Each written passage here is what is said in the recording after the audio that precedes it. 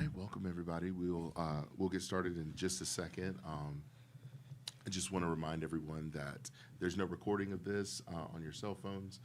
Please also silence your cell phones. We will send out a recording after the press conference is concluded, and we ask that you just raise your hand, state your name and media outlet affiliation before you ask your question, and we have a microphone runner who will bring you a mic. And with that, I'll open it up with questions for Destiny Jackson and Maddie Weber.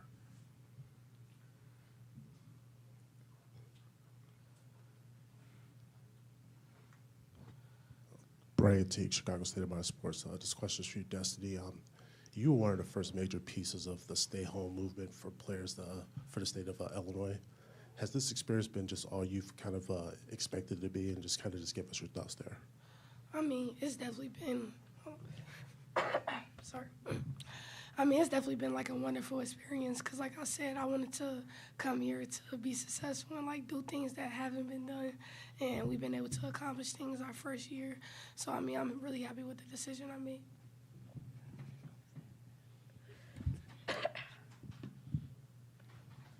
Maddie, Joe Uzzelli from the Champaign News-Gazette. Shauna referenced yesterday sort of maybe having a conversation with you guys after the Iowa game, you know, looking ahead maybe to the NCAA tournament, how you might have to beat a really good team on their home floor. Just want to remember that conversation, and obviously kind of relevant now that you're facing a Vanderbilt team that's a number 2 seed. Yeah, I mean, we just have to take advantage of this opportunity, and obviously it's a huge one to beat someone on their home court. That's obviously a goal of ours, and I mean, I think we're really prepared. We've played really good teams on their home court, so I think we just have to apply what we've learned.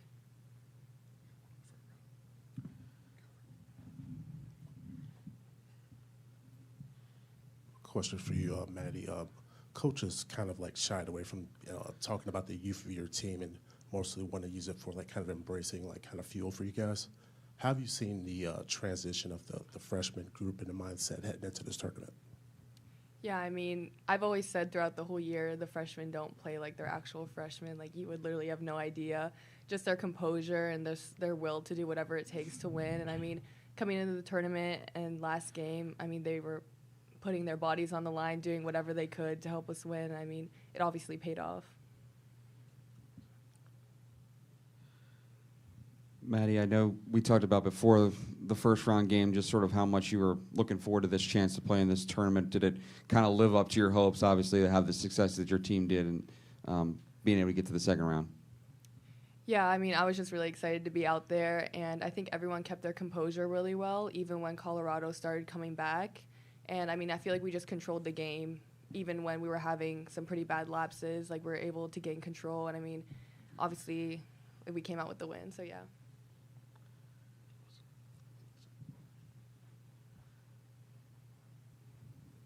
Question for you, Destiny. Vanderbilt, their style of defense is like predicated on just kind of like speed up ball handlers, and as the floor general for the team, what's kind of like your mental checklist just to make sure you're staying composed out there? Honestly, just valuing possessions and taking care of the ball.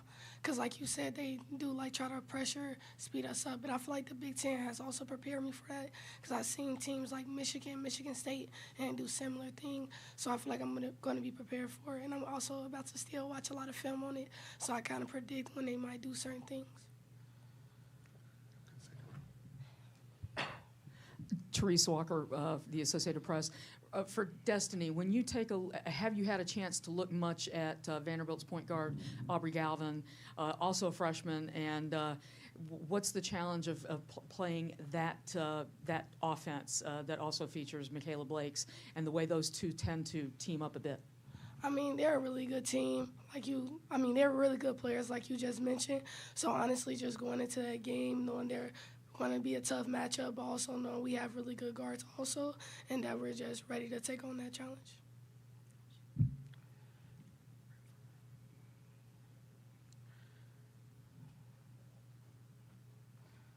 Question for you, Maddie. The atmosphere at this arena is going to be quite loud, but you guys are also used to that from playing in a lot of the Big Ten arenas. How do you feel like that's kind of set you guys up for this moment?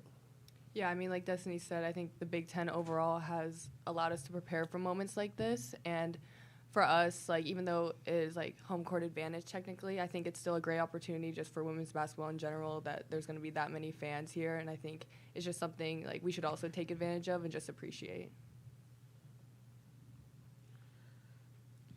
Destiny, what do you remember from that Iowa game in Iowa City, and what do you feel like as a team you can take away from that, especially playing a similar team, they're both number 2 seeds, Vanderbilt on Monday night?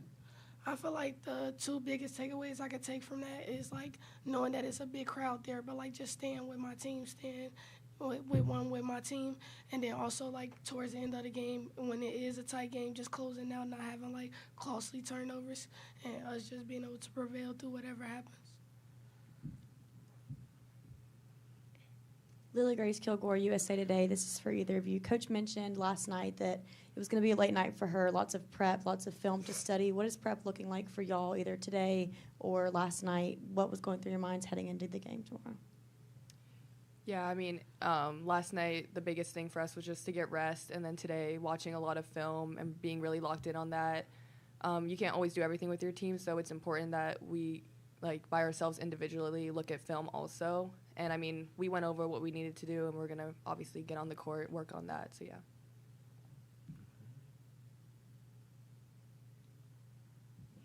Any other questions for Destiny or Maddie? All right, thank you so much for joining us.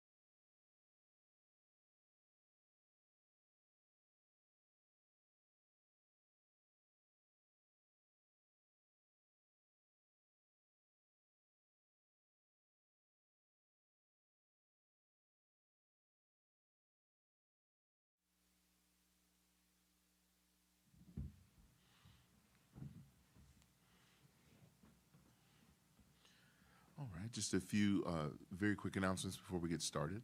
We just ask that no recording of this press conference take place in this room, but we will send out a recording and it'll be available on the NCAA Digital Hub. We ask that you raise your hand and just state your name and media outlet affiliation before asking your question. And with that, I will open it up to questions for Coach Shauna Green. Katie Lee Smith, USA Today. Last night you mentioned you were going to look at film right after the game, and it was already close to midnight. Is that something that you usually do, and how does your routine compare when these games are close in March?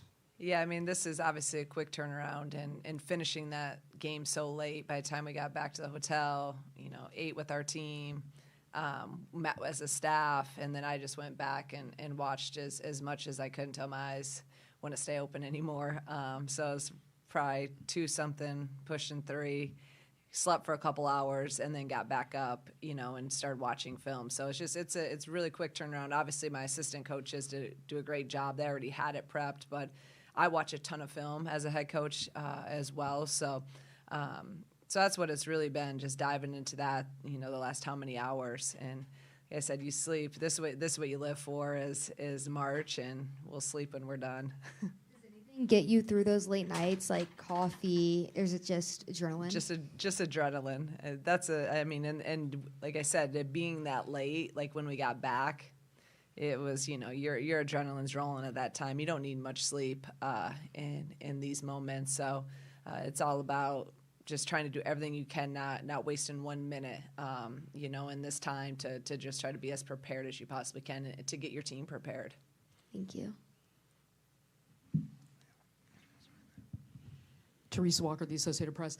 When you're watching that tape, you played in the Big Ten, you've had the schedule you had, but when you start looking at a Michaela Blakes, Washington Galvin, knowing you're going to be playing them on their court with this berth on the line, is it daunting, or is you just put all that out of your mind and just break it down to what you have to convey to your team? Yeah, you just break it down, right? I mean, in our league, we face obviously a ton of really good players. So you look at it, you look at what they really like to do, you break down all the numbers, all the analytics, and then you go with your eyes too and your gut from watching it.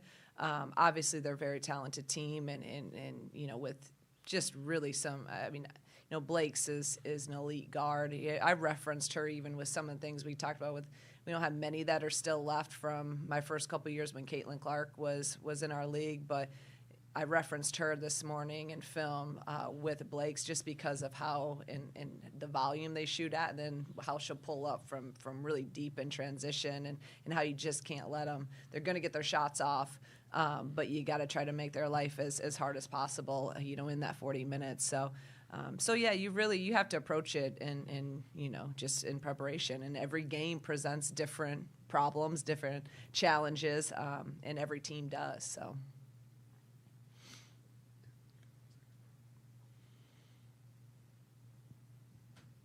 Shauna, for the Joe Fazeli from the Champaign News-Gazette, for the Big Ten to go 11-1 in the first round of the NCAA tournament, what does that say about this league, and how much do you think that can prepare your team for what to expect on Monday night? Yeah, I mean, I've said this. I think the Big Ten, SEC, 2 best conferences in the country, and we're prepared. I think the Big Ten, one thing about it from top to bottom is a ton of parity, where it's not top heavy. Anyone can really beat anyone. You saw that in our league with some Wisconsin beating top teams and so on and so forth. So it's just it's loaded with talent. It's loaded with different styles of play, different types of players. We've seen really everything. So I think that's something that's really good for the NCAA tournament, is that our league does have a variety of styles. And you have some of the best bigs, you have some of the best guards. So every team again presents its own challenges, and so that's where a team like this with guards, obviously they have a ton of talent, but with guards that are heavy involved in their action, we can reference some teams in our league to give our kids a little bit of familiarity with that.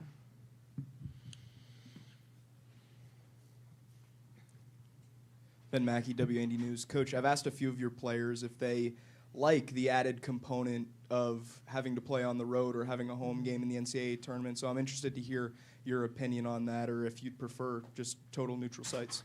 Yeah, I think that's a hot topic in the women's side, and I hope that our game can get to where it's neutral sites. Personally, I know some coaches like the home courts, and it's great if you are hosting, but I also think there's something about, I think you would reference this, I talked about it some last night, I think you'd see maybe some more upsets, if you were playing on neutral sites. And I think as the game grows and more, more fans will come out if it is a neutral site, I think that, it'd probably be a little bit more excitement in the tournament, because I think you would get some, you saw it at the Iowa FDU game yesterday. I think Jan even said that after the game, made a comment of that they might have gotten them if it was on a neutral site, and that's coming from a head coach that was hosting. So, I might feel different if we're hosting, but I do think that neutral site would. I think you may see a few more upsets.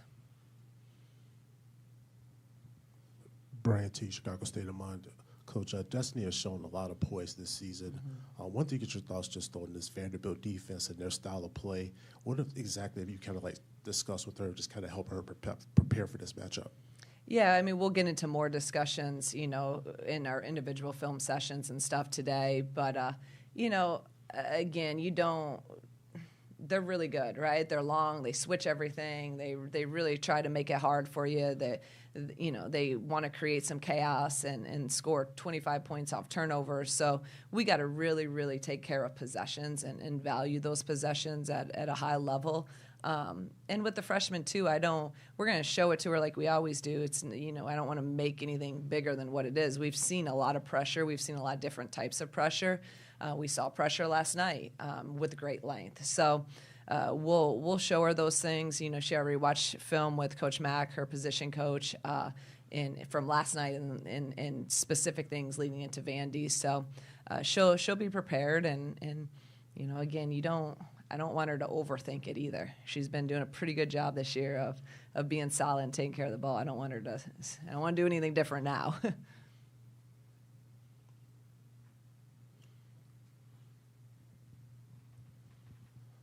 I just had one more. Obviously, the big storyline of the team is that they're one of the younger teams in the tournament, but you are not allowing your team to kind of fall into that crutch. What have you seen for some of the veterans on the team to just kind of reinforce that message that you've kind of laid down?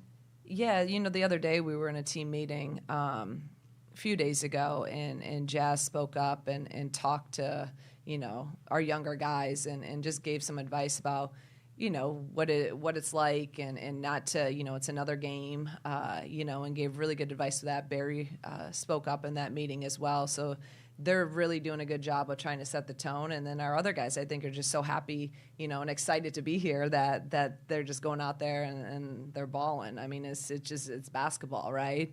And that's why I said with your youth, sometimes, they don't know what they don't know. So they just go out there and play basketball and maybe not overthink a moment or make a moment, put so much pressure on themselves because it is the NCAA tournament. As a freshman, you think you got a million more years left in you. And then as a senior, you're like, oh my gosh, it's over. And I got to do this in this moment. And then when you start saying the got tos and the have tos, the pressure mounts. So, and I just thought you saw last night with Jazz, I thought her leadership, she didn't score, I don't think, a point, maybe shot 2 shots, and her leadership and the impact she has on our team and on the game, it's a great really story and for kids to understand that if you lead, you work hard, and you defend, and you play the game the right way, you don't have to score points. Everyone wants to score points and do all the fancy things and all the, I tell our guys all the time, if you defend and you rebound and you play really, really hard and you're going to play for my team. I'm trying to teach that to my 11-year-old son, who all he wants to do is score baskets and do all this fancy crap. But just defend and rebound and understand the game, play the game the right way, you're going to probably play a lot of minutes. And I think that's what Jazz does. Just with her, the impact that she has on this team is it's so big. Sean, I was going to kind of ask you about Jazz too. She just kind of referenced how just her leadership, how much she's grown from last year to this year. Just what's that process look like? Has it been you kind of leading her along, or has it just sort of come natural for her? I think a mixture of everything. As she continues to grow, as she continues to feel more comfortable and confident in that leadership role, as she continues to get more ownership in this program after now being here, 2 years. We knew she was one of our most veteran players, obviously, and only being here 1 year, that's how young we are. She was one of our most veteran players. So a lot of conversations, and it's been some ups and downs in that too. We've had a few, really kind of, deep talks about the leadership stuff multiple times. And I thought the last one, probably about a month ago, we talked for about an hour just about, what I need as a head coach and the leader, what I need from her, what we need from her, what I know she's capable of doing, the value she has. And from that was really, she's just been at a whole nother level since that last meeting. And I'm just so proud of her. Like I said, you talk about, all the intangibles, all the things that really don't even go into a box score is what Jazz does. And we need her. We need her on the floor because she really, I talk all the time about impacting winning. She impacts winning. Do we have any more questions for Coach Green? All right. Thank you so much, Coach Thank you. Green. And as a reminder, a recording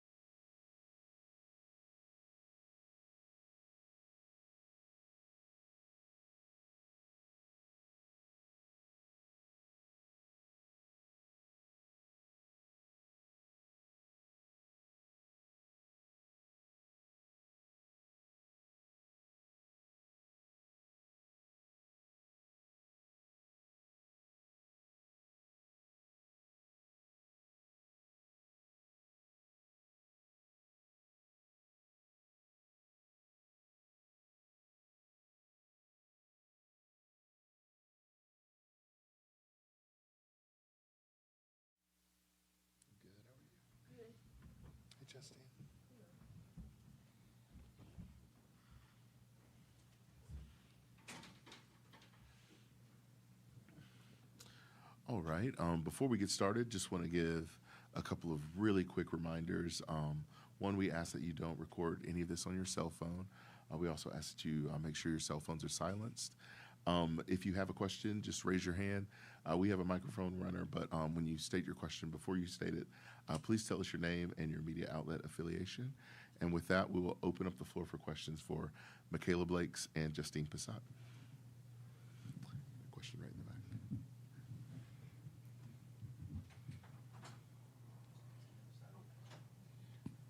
Therese Walker, the Associated Press. For both Justine and Michaela, been working to get the program to this point. Tomorrow night you take the court with a chance at a Sweet 16, something this program hasn't done since '09.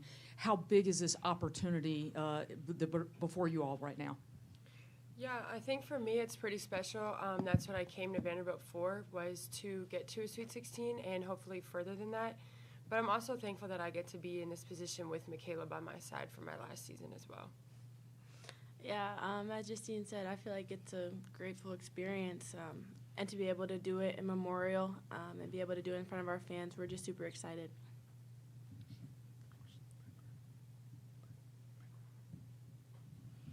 Katie Freiberger with USA Today. Michaela, you spoke a little bit on this yesterday, but on the sidelines we saw a few young fans holding signs with your name on it. What does that mean to you, and do you have any mentors that you looked up to when you were a kid as well? I would say growing up, I kind of got into basketball a little late, but really my mentor was my brother, my father, and people like that. And I think, like I said before, like it's just special. Like it just reminds me, like there's life outside of basketball, whether I have a good game, bad game, there's people supporting me, and that's just my job. I mean, I feel like it makes basketball fun to know that people are out there supporting me and I'm a role model for other people. And I also want to take the time to talk to those kids because, I mean, I don't want to be snobbish. Like, they look up to me and they want to do the things that I'm doing here at Vanderbilt, and I hope they do one day, so. Lily Grace Kilgore, USA Today. You mentioned your brother being here, and your whole family was here last night along with your high school coach. She mentioned that it was her first time getting to see you play in Nashville.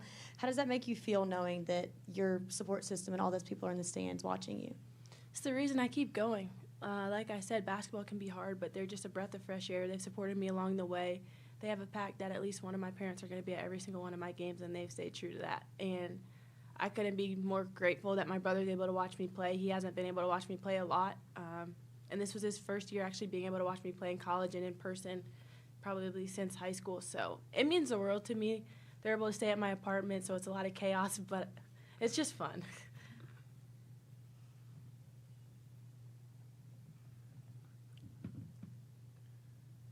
Any more questions?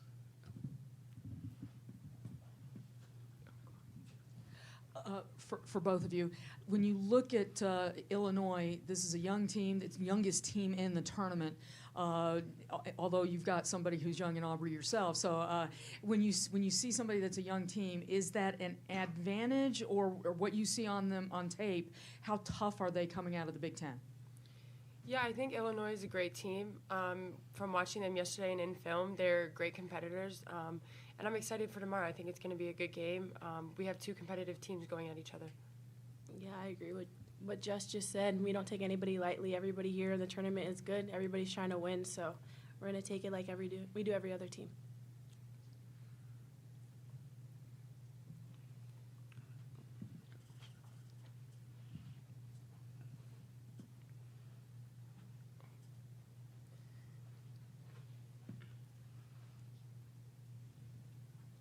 Grace Hall, Vanderbilt Hustler Sports. For either one of you, tomorrow will be your official last game and memorial of the season. You guys haven't lost a game here all year. That's, a big improvement from even last year or the year before. Especially, Justine, you've been here now 3 years. What does it mean to you to see just the growth this program has had, and what does it mean to you to play tomorrow in the round of 32 to potentially go undefeated at home for the season? Yeah, I don't think we're really focused on going undefeated at home, even though that's like kind of a great experience and feeling. But like I said before, that's what we came to Vanderbilt for, is just to improve every single year. And I feel like my 3 years here, we have taken a step forward in the right direction. Well, I guess I'll add. I feel like the crowd this year has definitely helped us become undefeated at home. They give us a lot of energy, and we just try to reciprocate the energy as well and want them to keep coming out.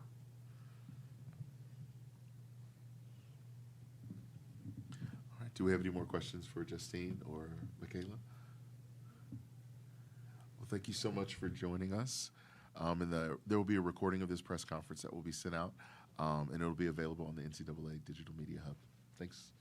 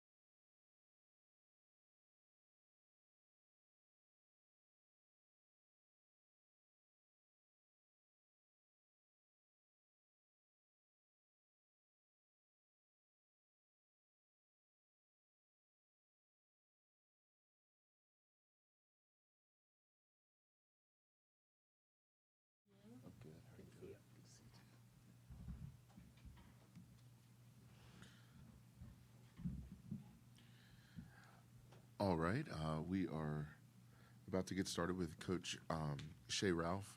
Just really quickly ask that you raise your hand, state your name and media outlet affiliation before you ask your question, and no recording of this press conference, but a recording will be sent out afterwards. And with that, we'll open it up for questions for Coach Shea Ralph.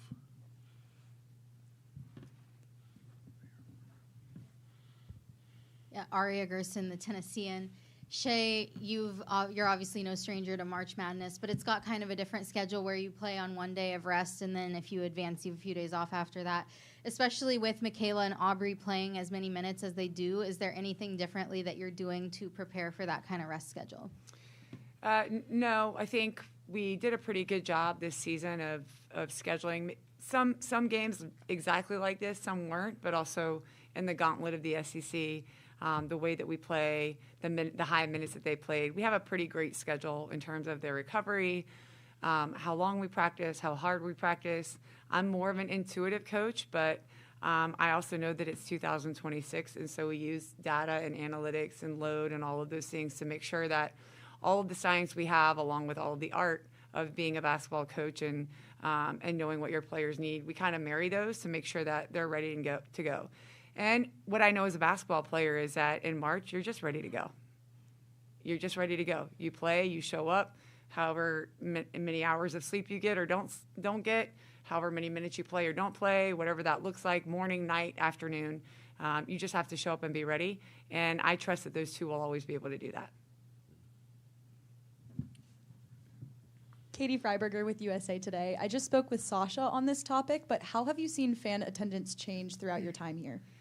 Yes, we are so excited about the way that our community is showing up for us. And those of you that have covered us for a long time and have been here in a lot of these press conferences know that I basically beg people to come and show up. And I know that it's important that we provide a product that they want to come support, that when they come watch us, they have a great experience, that they enjoy themselves, that their family have fun while they're watching the game. And, before the game and at halftime, that they feel like they have relationships with our teams, that they have role models with our team. So we really put a lot of work into that. But in the end of the day, they want to also support a winning program and a winning team. So as we built those relationships and had the community come out and worked on that over the course of the past 5 years, I feel like it's paid off in spades for us this year because they truly are part of what we're doing. It matters that they show up because they make a difference for us. And I'm hopeful that they will again tomorrow as we try to go to the Sweet 16. Lily Sincola, USA Today. You've talked about your mother as an inspiration to you. What's a lesson that she has taught you that you can implement into this team, especially going to March? Man, she's going to watch this, so I'm feeling pressure. She's taught me so many lessons. I think, well, there's a couple. I think the first is, my mom has the opportunity now to travel with us and be part of what we're doing, and reminds me all the time that, how cool it is that we get to experience all of these things in terms of travel and fan attendance and just the way that this is laid out. The resources that are poured into women's basketball and women in general did not happen when she played. And that's just a fact, but it was part of laying the foundation for it being able to happen now. So as our players get to enjoy that, we remind them, and it's not like, I'm not trying to nag them, but you have to understand that you're part of this. The foundation has been built for you, and now you're going to continue to build it for the players that come after you by appreciating what you have, by celebrating the successes, by pouring into each other, just like the women before us did, like my mom. The other thing that she's taught me is, we're not quitters. And the things that we have internally, the way that she raised me, are intangible qualities that no matter what comes my way, I know I can battle. And I'm really lucky that I had a mom like that because had it not been for those things, I don't know that I would be here. And so now I get to try to and work to instill those same qualities, not only in my team, but my own daughter.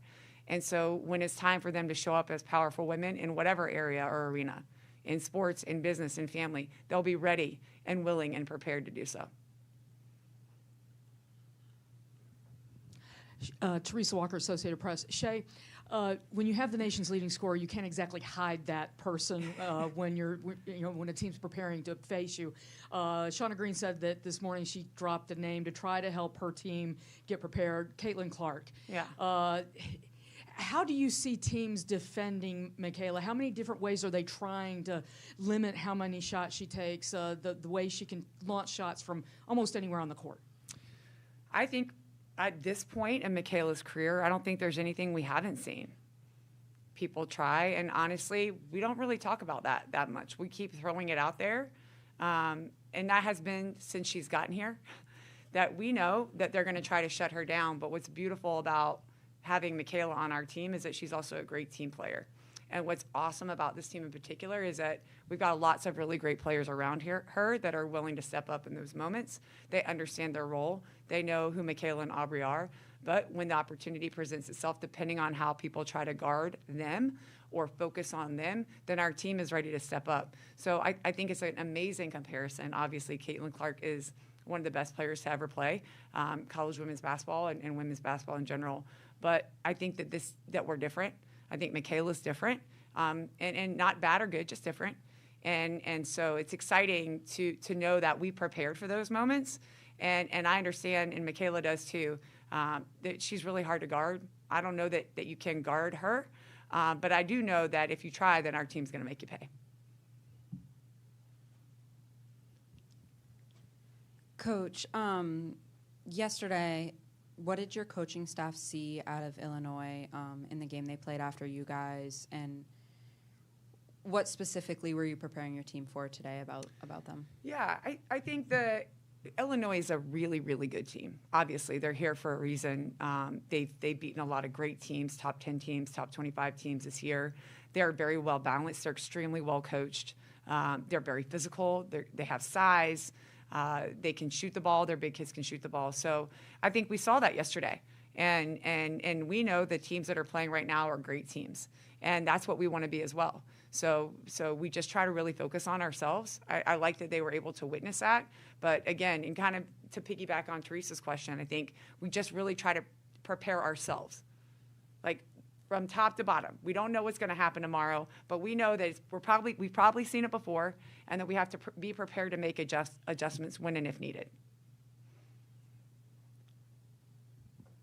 Yeah, Shay, you all added practice players this year in a practice squad. How did you kind of come to the decision to add that? What was the process like of getting practice players, and how have they made an impact on your team? We have really worked hard the last few years to get great practice players, and that's a different level of commitment, right? Because they're going to school at Vanderbilt.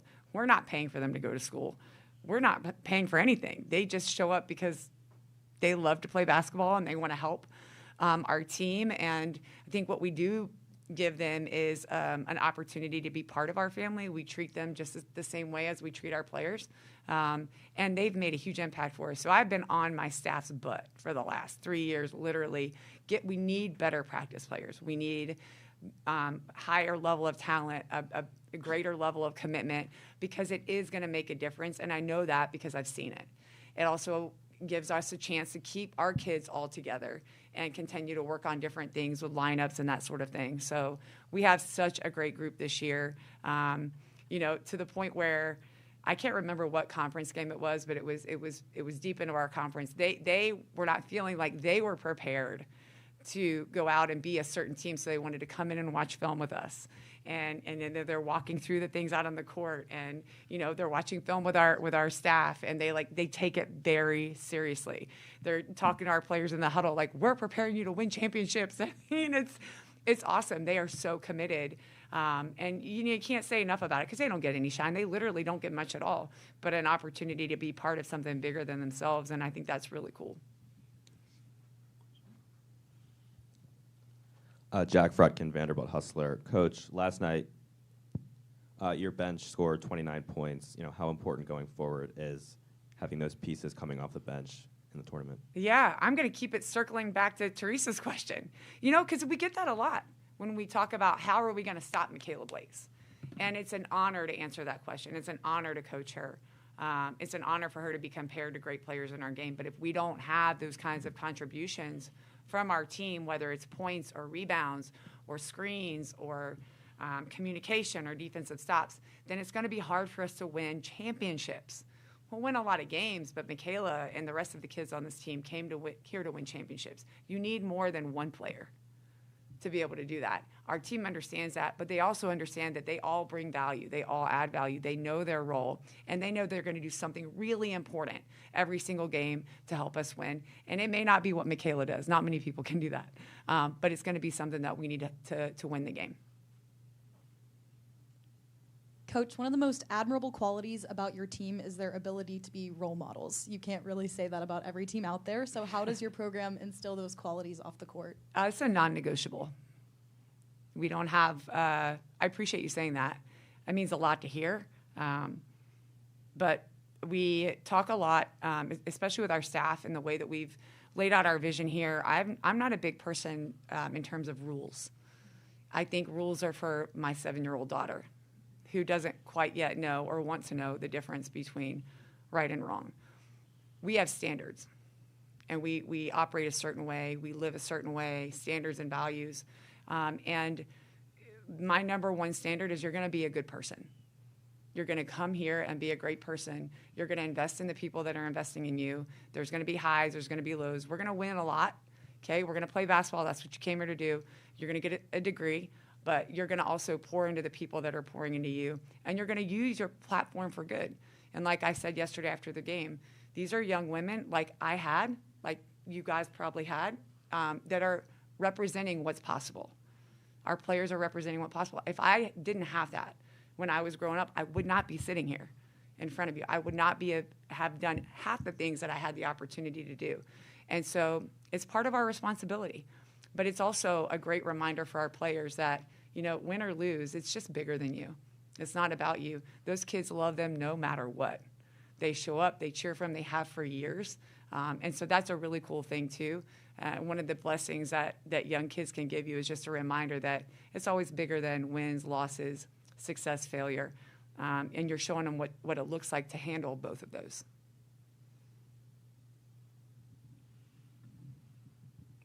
Lily Grace Kilgore, USA Today. There's so much talk about Illinois' team being so young, but Michaela is a sophomore. And what do you think her age, what separates her as a sophomore that makes her so special and so different from other players? Yes. Michaela's a sophomore and Aubrey's a freshman, right? So what separated Michaela always from the beginning of the time that I've known her is her level of maturity.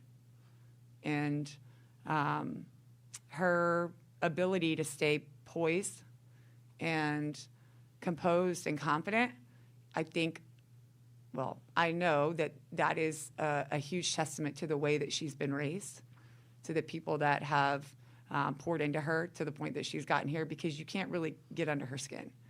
And she's not defined by the points that she scores or the games that we win. She's defined by something much greater.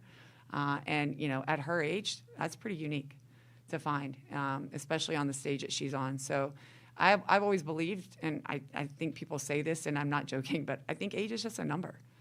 It really is. Like, there's a lot of qualities that you can have as a human being, whether you're young or old, that can set you apart. And Michaela has wisdom, maturity, poise, true confidence, true competitiveness, all the great things that you need, not only to be an elite athlete, but an elite human. I believe we have time for one more question if we have it.